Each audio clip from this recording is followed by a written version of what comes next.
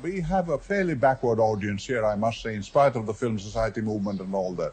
If you consider the large audience, it's a backward audience, unsophisticated audience, exposed to the commercial Hindi cinema more than anything else. Why should you bother watching a Satyajit Ray film?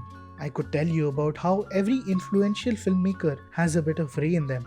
I could also tell you about how a certain Hollywood big shot perhaps got way too inspired from a Ray screenplay about an extraterrestrial being. The obvious tributes aside, you can still spot him in a wife's loneliness, a man's endless ambition and misery, and in moments that are bittersweet like life itself.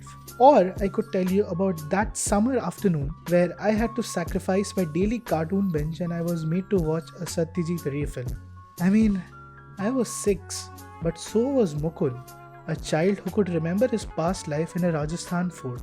The film was Shunar Killa. Do you know what struck me the most in this film? None of the adults treated Mukul with baby gloves. There was no talking down to him, and everyone had to become his friend first before anything else. I feel that's how Ray wanted to be remembered with the generations to come. Not as some distant legend, a literary giant, or the renowned filmmaker that he was, but as a friend who knew his way with stories. Over the years, I discovered his vast treasure for children, films, novels, short stories, and so much more.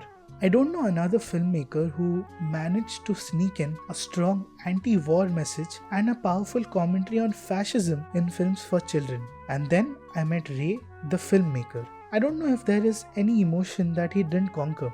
Right from the Ozymandias-like melancholy of an aging zamindar to a woman's quest for identity and respect, Ray had haunting images for all of it. And yet he manages to find humor in the most grim realities, like the children he wrote so avidly for. So should you bother watching a Satyajit Ray film? Well, his films are definitely cinema, as certified by the legendary Martin Scorsese. The first film that I really saw about India was Pate Panchali by Satyajit Ray.